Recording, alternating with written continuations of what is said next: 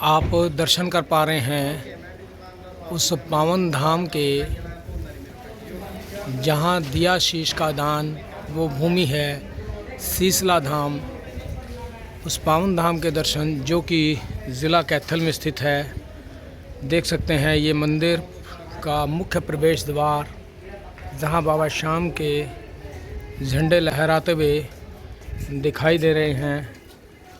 और ये मंदिर परिसर के दोनों ओर सजी हुई सुंदर दुकानें।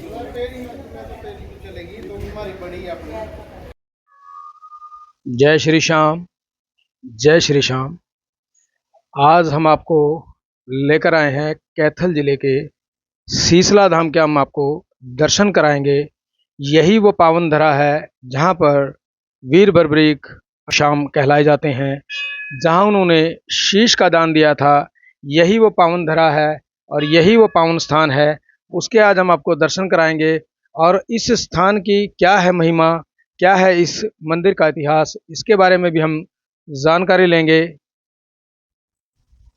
और यही वो पावन स्थान है जहाँ पर बाबा श्याम विराजे हैं। देख सकते हैं इसमें मंदिर परिसर में जीर्णोद्धार का कार्य जो है वो चल रहा है। और मैं बहुत नज़दीक से भी आपको बाबा श्याम के दर्शन कराऊंगा। यही बाबा का वो स्वरूप है जो बिना दाढ़ी मूछ के, यानी उनकी बाल्यावस्था को दर्शाता है। यह अकेला वो स्थान है जहां बाबा श्याम इस रूप में विराजे हैं। और मैं आपको और नज़दीक से भी दर्शन कराऊंगा। इस धाम के जो पुजारी हैं, बाबा श्याम के जो निज पुजारी हैं नरेंद्र शर्मा जी, उनसे भी हम जानकारी लेंगे। तो दर्शन कर पा रहे हैं श्याम जी महाराज के, वीर बर्बरीक जी का जो स्वरूप है। शीसला धाम से आप उनके दर्शन कर पा रहे हैं। हालांकि मंदिर परिसर में जीर्णोद्धार का जो कार्य है वो चल रहा है। और मैं आपको दर्शन करा रहा हूँ उस पावन धाम के, बाबा के उस पावन स्वरूप के। श्याम जी जिन्हें कहा जाता है कलयुग में हारे का सहारा जिन्हें कहा जाता है। आज आप दर्शन कर पा रहे हैं उस पावन धरा से जो कि कैथल जिले में स्थित है।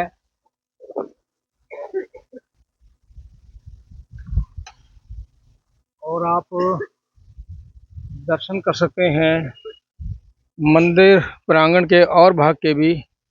देख सकते हैं आज रविवार का दिन है और बाबा श्याम के दर्शनों के लिए लोग यहाँ पर पहुँचे हुए हैं। देख सकते हैं आप सभी उनके चरणों में यहाँ पर नतमस्तक होते हुए दिखाई दे रहे हैं। हमारे साथ बाबा श्याम के इस धाम के, शीसला धाम के जो निज पुजारी हैं नरेंद्र शर्मा जी जुड़े हैं। जी, इस धाम के बारे में जानकारी दीजिए। क्या इस धाम का इतिहास है, क्या है महिमा इस धाम की? और लोग यहाँ पर बाबा के इस दरबार में नतमस्तक होने के लिए पहुँचते हैं।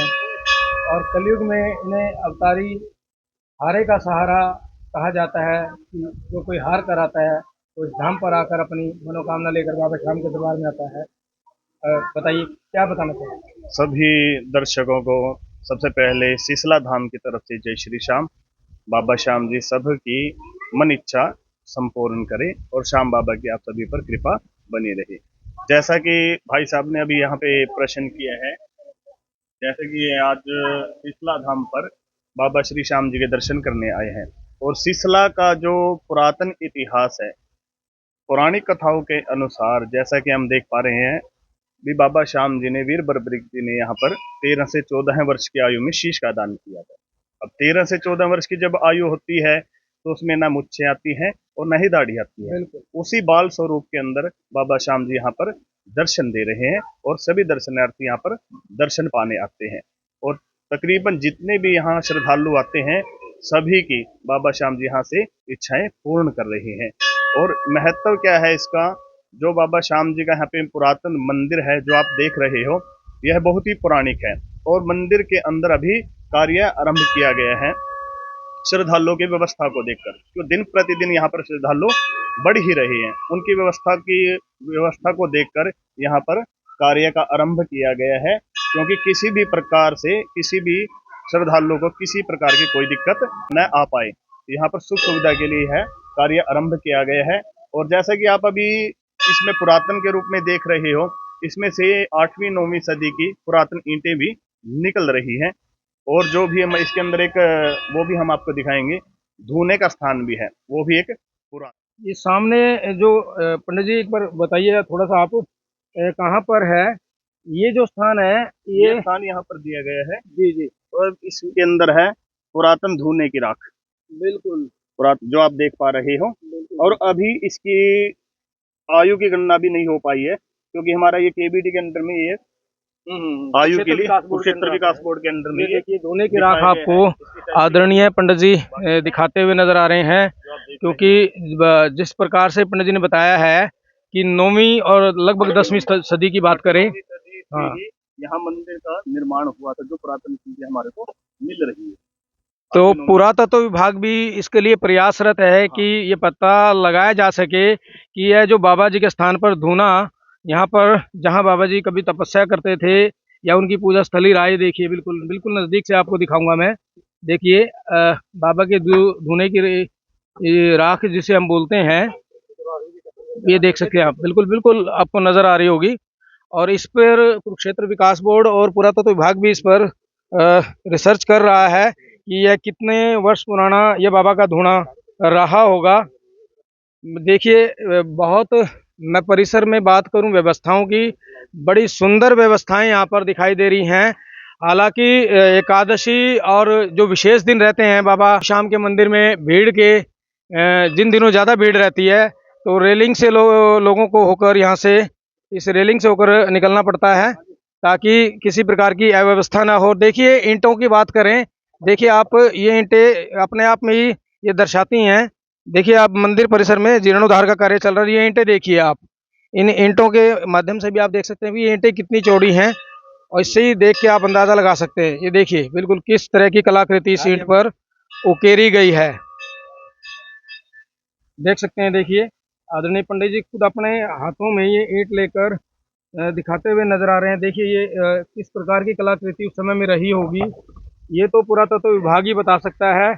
और ये ईंटें कुरुक्षेत्र विकास बोर्ड और पुरातत्व विभाग के जो अधिकारी हैं उन तक भी भेजी गई हैं। देखिए ये सारी खुदाई में जो ईंटें निकली हैं, देखिए कितनी चौड़ी ईंट, लगभग आज के हिसाब से बात करें तो 3 ईंट इसमें से बन जाएंगी। और देखो कितनी सुंदर कलाकृति ईंटों पे, ये देखिए बिल्कुल बिल्कुल।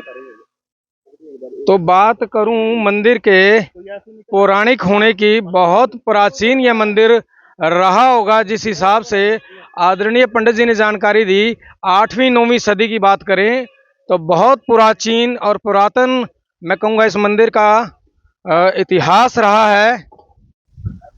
और सामने बाबा के जो आप दर्शन कर पाएंगे, क्योंकि इधर यहाँ पर मंदिर में जीर्णोद्धार का कार्य भी चल रहा है।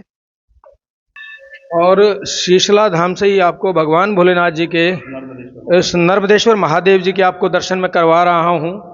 बहुत ही प्राचीन मंदिर है,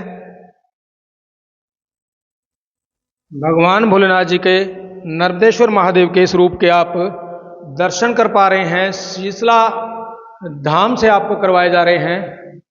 और देखिए शिवालय, बहुत ही प्राचीन शिवालय मैं कहूँगा, और बहुत भगवान के इस मंदिर में सुंदर सुंदर प्रतिमाएं उकेरी गई है। यहाँ पर देख सकते हैं आप, देख सकते हैं आप, रविवार का दिन है और आज यहाँ पर सभी श्रद्धालु बाबा शाम के दर्शनों के लिए यहाँ पहुँचे हुए हैं। और फिलहाल जब तक जीर्णोद्धार का कार्य चल रहा है, बाबा शाम के दर्शन आप सामने के प्रांगण में ही कर पाएंगे। और आदरणीय पंडित जी भी यहाँ पर सभी को जो सेवाएं देते हुए नजर आ रहे हैं। और ये मंदिर प्रांगण का वो भाग है जहाँ से लंबी लंबी लाइनें कभी शुरू हो जाती हैं जब यहाँ पर कोई विशेष कार्यक्रम या विशेष दिन रहते हैं, जैसे एकादशी, द्वादशी, इन दिनों में यहाँ पर विशेष भीड़ देखने को मिलती है। और ये सामने धूणा कक्ष है, ये देख सकते हैं आप तस्वीरों के माध्यम से। जी गुरु जी, ये दोना कक्ष है जैसे, तो ये यहाँ पर बाबा की जो पूजा आराधना या हवन एक करते हैं उनके लिए स्थान बना हुआ है। और ये देखिए आप, इससे आपको बिल्कुल पता लगेगा। देखिए कितनी पुरानी ईंटें यहाँ की जो खुदाई है उसमें निकली हैं। ये देखिए आप दिखा रहे हैं आदरणीय पंडित जी। अभी इन दिनों जब हम यहाँ पहुंचे हैं, मंदिर में जीर्णोद्धार का जो कार्य है वो चल रहा है।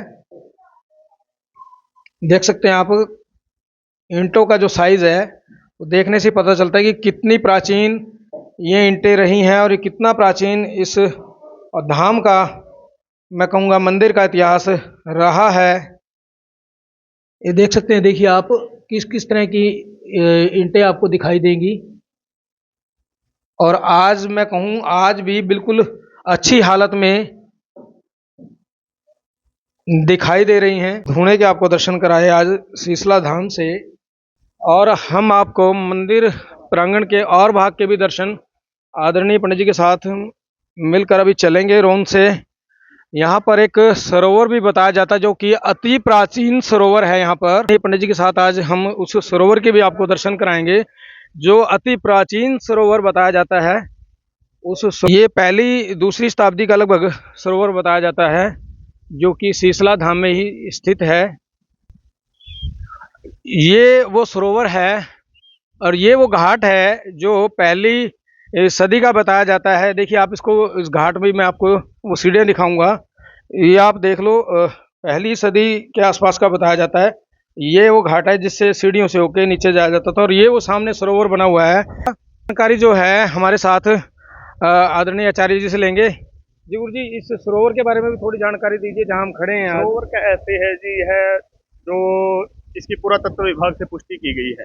जो यहाँ पर ईंटें लगी हुई है, निर्माण कार्य हुआ था, यह पहली से दूसरी शताब्दी के उसमें उल्लेख में आया गया है केबीडी के अंडर में। तो यहाँ पे पुरानी मान्यता के अनुसार है भी, जैसे बाबा श्याम जी के सभी दर्शन करने आते थे, यह सबसे पहले यहाँ पर स्नान किया जाता था।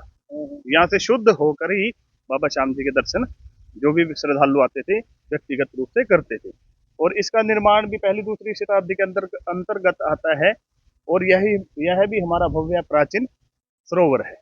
शीशला धाम के अंदर यह सरोवर श्याम कुंड के नाम से विख्यात है। तो हमने दर्शन कराए आपको। जैसे आप खाटू श्याम में जाकर श्याम कुंड के दर्शन करते हैं, यह हरियाणा की उस पावन धरा जो कि कैथल जिले में स्थित है, शीशला धाम का वो पावन सरोवर है जहां कभी बताया जाता है कि लोग जब बाबा के दर्शनों के लिए इस धाम में मंदिर में पहुंचते थे, यहाँ पर पहले इस श्याम कुंड में स्नान करके शुद्ध होकर जल से नहाकर बाबा के दर्शनों के लिए जाते थे। बड़ी सुंदर जानकारी आदरणीय नरेंद्र शर्मा जी ने दी हमें। देखिए ये श्याम कुंड का, मैं कहूँगा वो मुख्य द्वार है सरोवर में अंदर आने के लिए, जहाँ से आप यहाँ पर स्नान करने के लिए पहुँचते थे लोग। और बहुत पुरानी मैं बात करूँ, देखो ईंटों को देखकर भी आपको पता लगता है कि बहुत प्राचीन, अति प्राचीन ये एक महाभारत कालीन इतिहास है इस जगह का। और महाभारत के युद्ध की बात करूं तो मैं लगभग 5000 वर्ष तो महाभारत के युद्ध को भी हो चुके हैं। हालांकि आज हम बात करें 2026 में गाँव में, और जिस हिसाब से हम बात करें क्षेत्र के विकास की, विकास भी हुए हैं, मगर अति प्राचीन एक धरोहर मैं कहूँगा शीशला धाम में जो हमें देखने को मिल रही है इस पावन सरोवर की, वो हमने आज आपको इस चैनल के माध्यम से दिखाने का प्रयास किया है। कुछ श्याम प्रेमी भी आए हैं यहाँ पर, उनसे भी हम जानकारी लेंगे। आज दर्शन करने के लिए पहुंचे थे आप यहाँ? हाँ जी। तो कैसा दर्शनों का आनंद प्राप्त हुआ? बढ़िया हुआ, बहुत बढ़िया। हाँ जी। क्या कहना चाहेंगे सर? बहुत बढ़िया लगा मेरे को, बहुत इच्छा थी, इच्छा थी। हाँ जी, बिल्कुल। सामने आप देख सकते हैं यहाँ मंदिर परिसर में बड़ा सुंदर दृश्य। दंडक ऋषि जी इसमें लिखा है, दंडक ऋषि की गोद में वीर बर्बरी का शीश समाते हुए। इसके बारे में भी हम जानकारी लेंगे।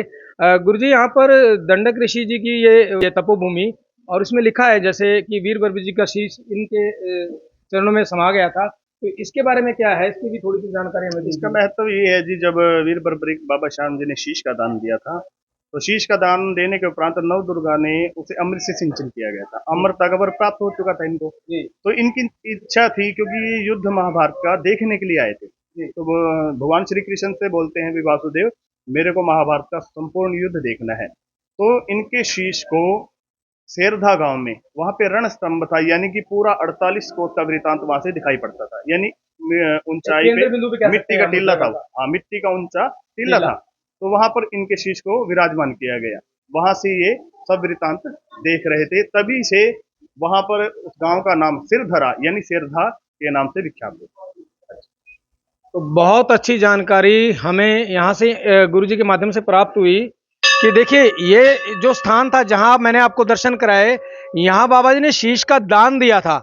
जब भगवान श्री कृष्ण के सामने वीर बर्बरीक जी ने अपनी इच्छा प्रकट की कि भगवान मैं तो यहाँ युद्ध देखने के लिए आया था, मगर मैं युद्ध देखूंगा कैसे। तो भगवान ने जब उन्हें अमरता का वरदान प्रदान किया, और वो जो गांव जो यहाँ से लगभग 5 से 6 किलोमीटर की दूरी पर है, जिसे शेरदा गांव के नाम से जाना जाता है, जो कि कैथल जिले में स्थित है। सिरधरा से इसका नाम संधि विच्छेद होकर समय के अनुसार शेरदा गांव, इस गांव का नाम जो पड़ा शेरदा, इस गांव का नाम इसीलिए पड़ा जहां पर बाबा का शीश विराजित किया गया और बाबा ने उस पूर्ण युद्ध का जो वृत्तांत है वहां से देखा। गुरुजी, यहाँ पर बताया जाता है इस मंदिर परिसर में एक अति पुरातन शिलालेख भी है, जिस पर 3 निशान बताए जाते हैं। उसका क्या है, उसके बारे में भी थोड़ी जानकारी दीजिए। क्या है, क्यों वो निशान आए थे?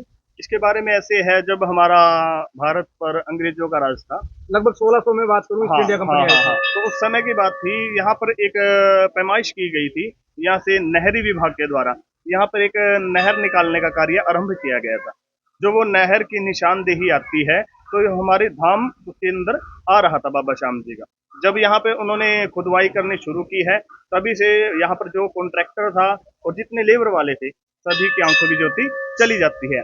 तो वह कॉन्ट्रैक्टर यहाँ पर अपनी नाक रगड़ के पत्थर के ऊपर 3 निशानी देकर जाता है। उसके बाद उसकी आंखों की ज्योति पुनः वापस आ जाती है और बाबा श्याम जी का वह भक्त बन जाता है। तो कहीं ना कहीं मैं बात करूं, ये मंदिर परिसर का जो जद है वो नहर के अंदर आ रहा था, तो उसका तो उससे तो सारा का सारा सिस्टम मंदिर का हमारे खराब हो जाता। मंदिर परिसर के मुख्य द्वार पर ही दान सेवा आप मंदिर के निर्माण हेतु या मंदिर की प्रगति हेतु यहाँ पर आप दान स्वरूप राशि दे सकते हैं और उनसे अपनी रसीद भी प्राप्त कर सकते हैं। बिल्कुल मंदिर के एंट्रेंस द्वार पर ही यहाँ पर आपको, यहाँ जो ये कार्यालय बना हुआ है, यहाँ पर आप दान राशि दे सकते हैं। ये वो स्थान है जहाँ पर लोग अपनी मनोकामनाओं के लिए यहाँ पर इस बड़ का जो वृक्ष है इस पर मोली बांधते हैं और मनोकामनाएं उनकी पूर्ण हो जाती हैं, तो यहाँ पर वो मोली खोलकर अपने जाते हैं।